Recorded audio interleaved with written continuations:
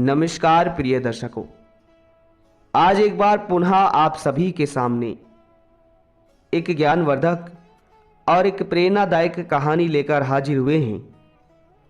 चाहे मर जाना, मगर यह 3 बातें स्त्रियों को कभी मत बताना।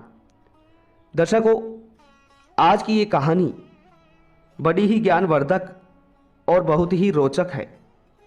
आज की इस कहानी का मकसद है कि कभी भी इन 3 बातों को स्त्रियों को नहीं बतानी चाहिए, और जो भी पुरुष यह 3 बातें स्त्रियों को बता देता है तो वह पुरुष सदा के लिए ही गरीब रहता है। वह पुरुष सदा दुखी रहता है। तो दर्शकों, आज की हमारी यह कहानी बहुत ही ज्ञानवर्धक और बहुत ही प्रेरणादायक है। इसलिए आप सभी दर्शकों से हम यह आग्रह करते हैं कि आज की इस ज्ञानवर्धक कहानी को, ज्ञानवर्धक प्रसंग को अपने मित्र बंधुओं तक अवश्य शेयर कीजिएगा, ताकि उन्हें भी इस ज्ञानवर्धक प्रसंग का लाभ प्राप्त हो सके। दर्शकों, अगर आप इस चैनल पर पहली बार आए हैं तो चैनल को सब्सक्राइब जरूर कर दीजिएगा, साथ ही बेल आइकन को प्रेस कर दीजिएगा, ताकि हमारी आने वाली हर नई वीडियो का नोटिफिकेशन आप सभी को समय समय पर प्राप्त हो सके।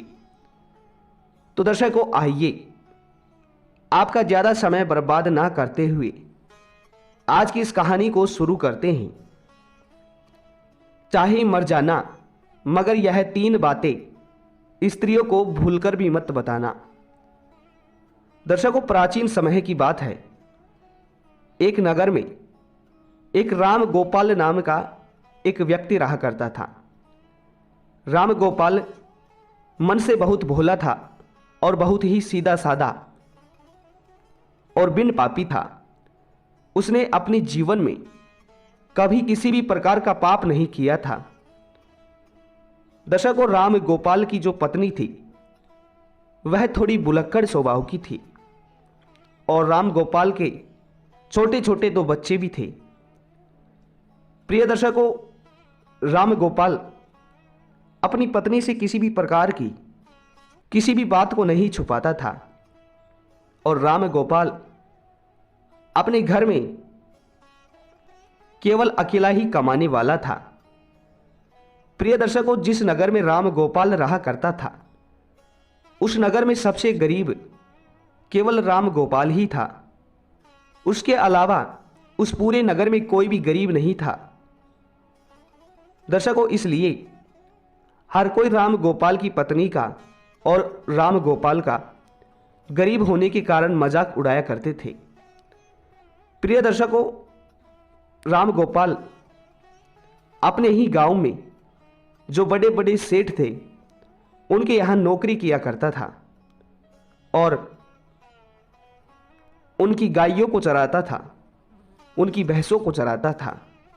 और इसी वजह से राम गोपाल का घर का चलन चल रहा था। उन्हें 2 टाइम की रोटी मिल रही थी। परंतु प्रिय दर्शकों, एक दिन की बात है कि किसी कारणवश राम गोपाल जिस सेठ के यहाँ काम किया करता था, वह सेठ राम गोपाल को बुलाता है और राम गोपाल से कहता है कि राम गोपाल, अब तुम्हें कल से आने की कोई ज़रूरत नहीं है, क्योंकि अब हमने तुम्हारे अलावा किसी दूसरे को काम पर रख लिया है, जिसकी वजह से अब हम तुम्हें नहीं रख पाएंगे, और तुम्हारी जो पिछले महीने की पगार है उसे ही तुम ले जा सकते हो और यहाँ से जा सकते हो। प्रिय दर्शकों, उसके बाद में राम गोपाल जिस सेठ के यहाँ काम किया करता था, उस दिन उस सेठ से अपने पिछले महीने के पैसे लेकर अपने घर आ जाता है। राम गोपाल बहुत दुखी होता है, और फिर घर आकर राम गोपाल जैसे ही अपनी पत्नी को पैसे देता है तो राम गोपाल की पत्नी बहुत खुश होती है। परंतु उसके बाद में राम गोपाल जब अपनी उस भुलक्कड़ पत्नी को बताता है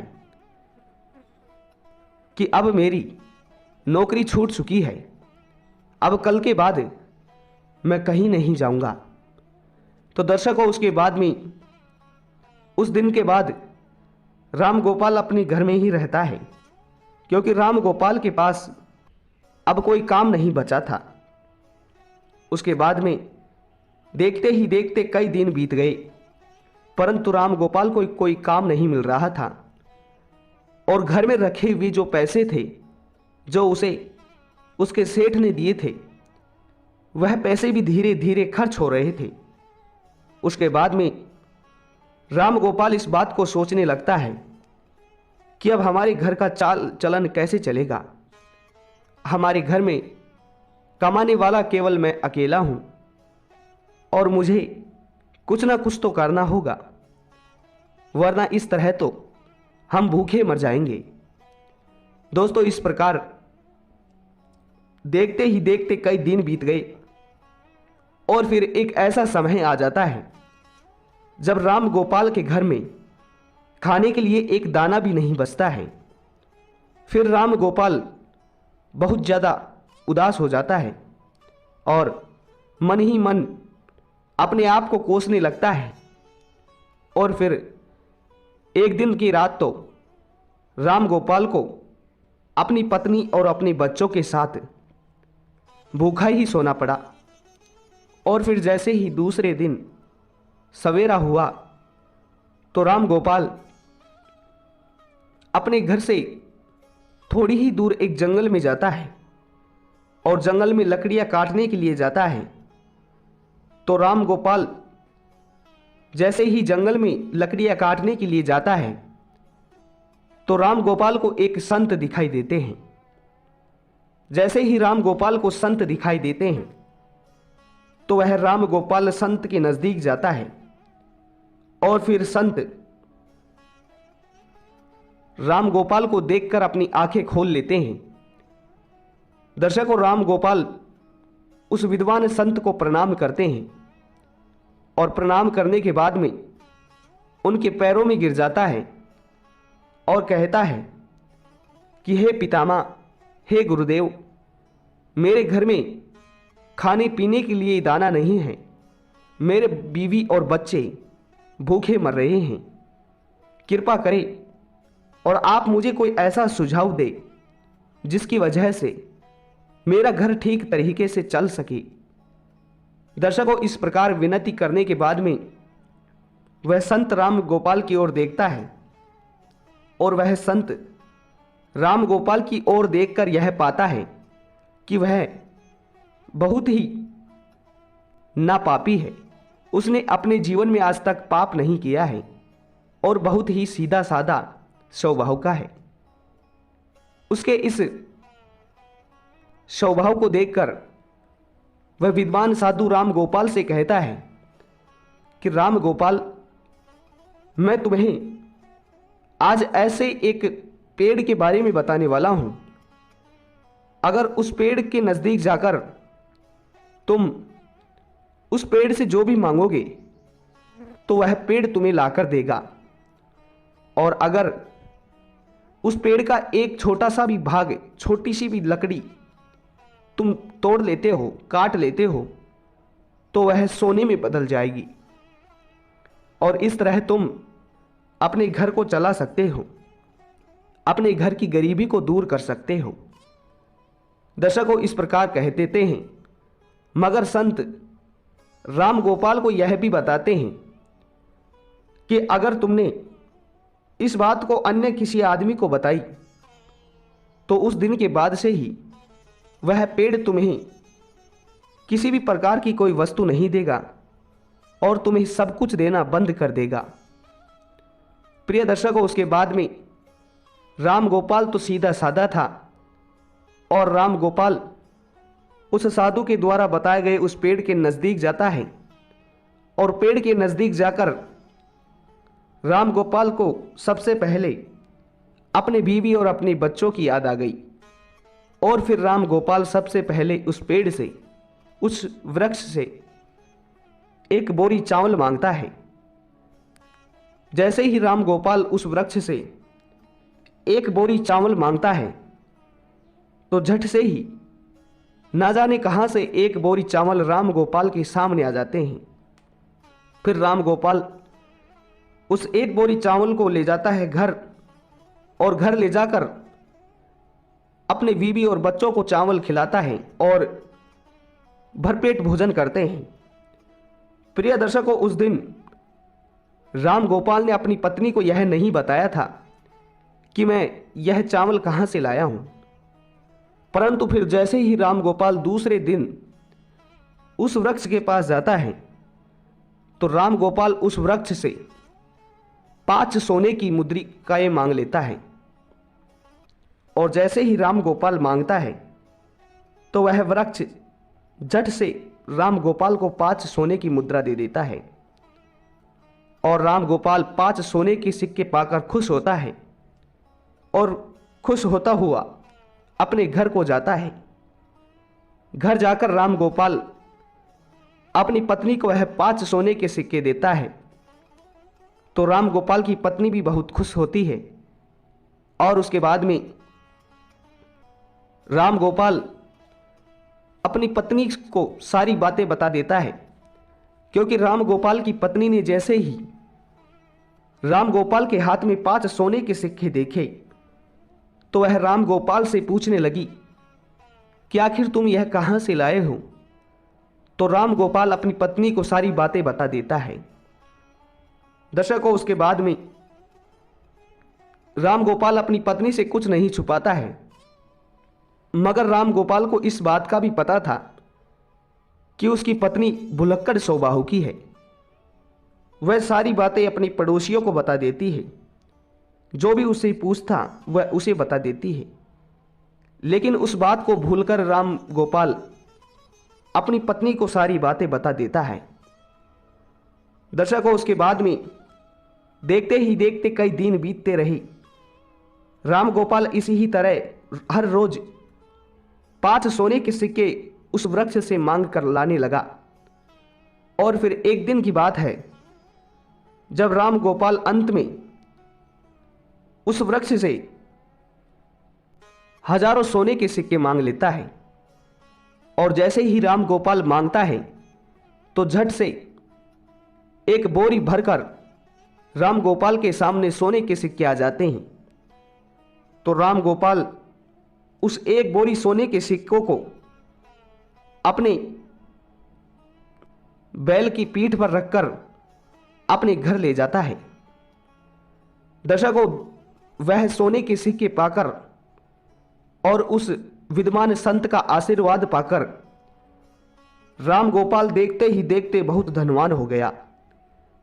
राम गोपाल के पास बहुत सारा धन हो गया, और राम गोपाल जिस सेठ के यहां नौकरी किया करता था उस सेठ से भी ज्यादा तरक्की राम गोपाल ने कर ली, और राम गोपाल उस सेठ से भी ज्यादा धनवान हो गया।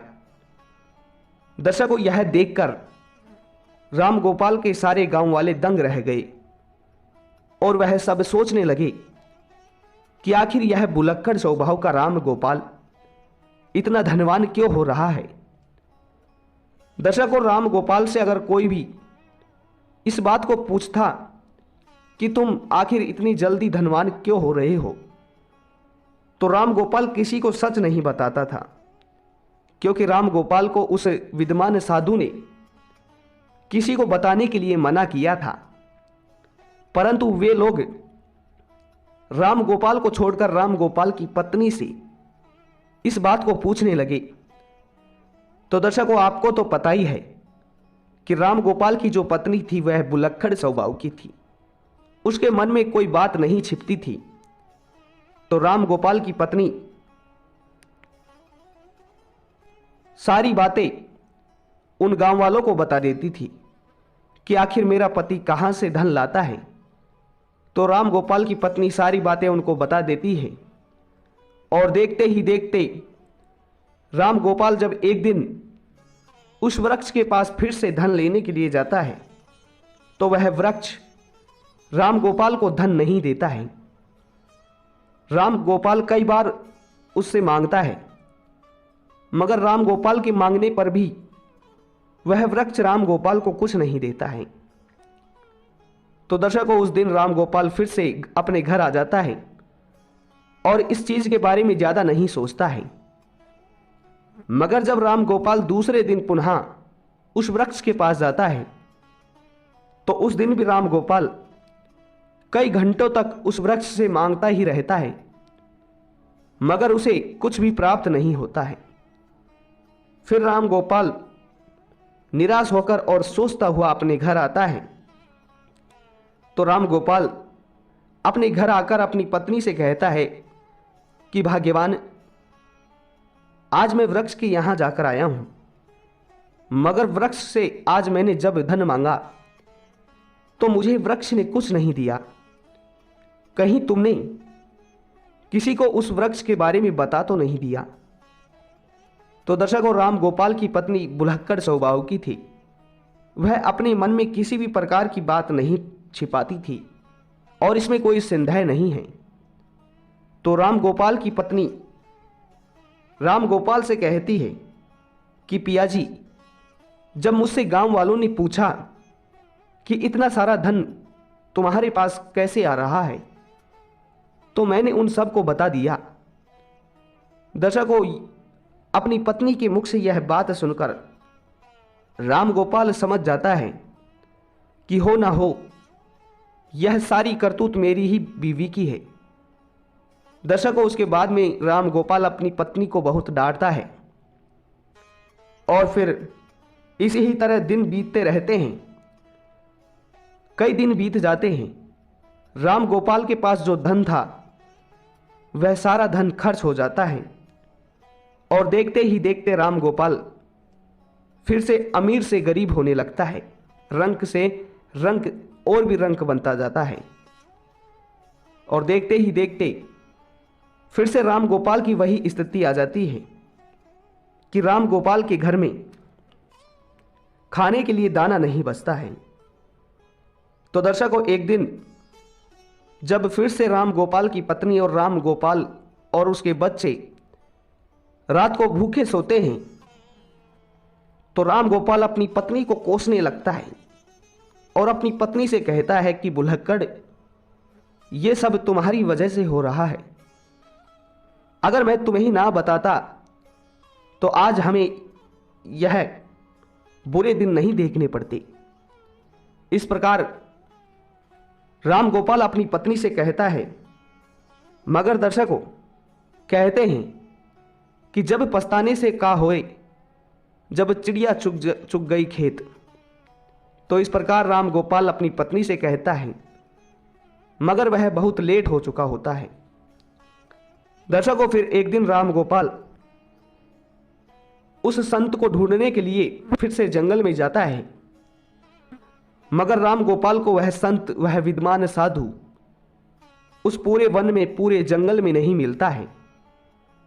राम गोपाल को ढूंढते ढूंढते कई घंटे बीत जाते हैं और फिर कई घंटे के बाद राम गोपाल को वह संत मिल जाते हैं।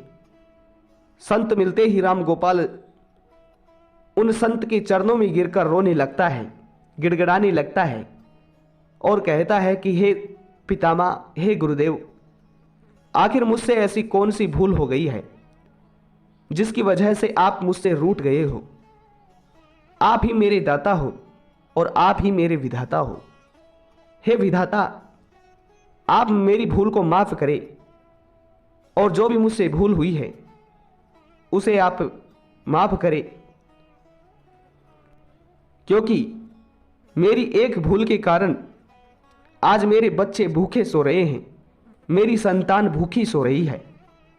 इसलिए हे पितामह, आप मेरी सहायता करें। दर्शकों, उसके बाद में वह विद्वान साधु राम गोपाल से कहता है कि राम गोपाल, अगर ऐसी बात है तो मैं तुम्हें माफ करता हूं, परंतु आज मैं तुम्हें एक बात बताने वाला हूं और मेरी बात यह है कि कभी भी जीवन में यह 3 बातें हर पुरुष को अपनी पत्नियों को, अपनी स्त्री को नहीं बतानी चाहिए। जो पुरुष यह 3 बातें अपनी पत्नियों को बताता है, वह पुरुष हमेशा जीवन में सदा के लिए दुखी रहता है, सदा के लिए जीवन में गरीब रहता है। दर्शकों, उसके बाद में विद्वान संत कहते हैं कि राम गोपाल, अगर इन 3 बातों को आज से ही तुम अमल कर लोगे तो फिर से तुम्हारे अच्छे दिन आ जाएंगे और फिर से तुम्हारे पास ठीक उसी ही तरह धन आने लगेगा जिस तरह तुम्हारे पास पहले था। तो दर्शकों, वह संत राम गोपाल को पहली बात बताने लगता है और कहता है कि सबसे नंबर 1, कभी भी किसी भी पुरुष को अपनी पत्नी को अपनी कमाई का जरिया नहीं बताना चाहिए, क्योंकि अगर आप अपनी पत्नी को, एक स्त्री को कमाई का जरिया बता देते हैं और अपनी कमाई के बारे में बता देते हैं, तो वह उस कमाए हुए धन को खर्च करने पर रोक लगा देती है, अर्थात उस धन को बिल्कुल भी खर्च नहीं करने देती है और साथ ही उस कमाई के जरिए के बारे में पूरे गांव में ढिंडोरा पीट देती है और अपनी बड़ाई समझकर, अपनी तारीफ समझकर लोगों को बता देती है, और जिसमें मान हानि एक पुरुष की ही होती है। दर्शकों, जिस प्रकार से राम गोपाल की पत्नी ने गांव के अन्य लोगों को कमाई का जरिया बताया था, ठीक उसी प्रकार किसी भी पुरुष को अपनी कमाई का जरिया और अपनी कमाई के बारे में कभी किसी भी स्त्री को अपनी पत्नियों को नहीं बतानी चाहिए। दर्शकों, दूसरी बात कि किसी भी पुरुष को अपनी पत्नी को अपनी कमजोरी नहीं बतानी चाहिए, क्योंकि जो पुरुष अपनी पत्नी को अपनी कमजोरी बताता है तो वह खुद फंस जाता है। क्योंकि अगर आप अपनी पत्नी को अपनी कमजोरी के बारे में बताते हो तो वह बार बार आपकी उस कमजोरी को पकड़ लेगी और आपसे अपना काम बनवाने के लिए उस कमजोरी को पकड़कर आपको दबाने लगेगी। और अगर आप अपनी कमजोरी अपनी पत्नी को बता देते हैं तो आप अपने जीवन में हमेशा पछताते ही रहोगे। दर्शकों, इसलिए किसी भी पुरुष को अपनी पत्नी को अपनी कमजोरी नहीं बतानी चाहिए। अर्थात दोस्तों, तीसरी बात है कि किसी भी पुरुष को अपनी पत्नी को अपने जीवन में हुए अपमान के बारे में नहीं बताना चाहिए। अर्थात जो पुरुष अपनी पत्नी को अपने अपमान के बारे में बताता है तो वह पत्नी हर बात बात पर, छोटे छोटे झगड़े पर आपके उस अपमान के बारे में बोलकर, उसका हवाला देकर आपको परेशान करेगी, आपको मजबूर करेगी और बार बार उस अपमान का हवाला देगी। क्योंकि स्त्रियां धर्म और कर्म से बंधी हुई होती हैं। खैर, इनके मन में इनकी अपनी इच्छाएं छुपी होती हैं और ये अपनी बातों को अन्य लोगों को नहीं बताती हैं, मगर स्त्रियां दूसरों की बातों को दूसरों तक अवश्य ही बता देती हैं। इसलिए अगर आप अपने अपमान के बारे में अपनी पत्नी को बताते हैं तो इसमें आपकी 100% मान हानि होती है। दर्शकों, इसलिए ये 3 बातें कभी भी एक स्त्री को अपनी पत्नी को नहीं बतानी चाहिए। तो दर्शकों, ठीक इसी प्रकार वह विद्वान संत राम गोपाल को यह 3 बातें बता देते हैं। राम गोपाल संत के द्वारा बताई गई इन 3 बातों पर अमल करता है और उसके बाद में अपने घर जाता है और घर जाकर इन 3 बातों पर अमल करने लगता है।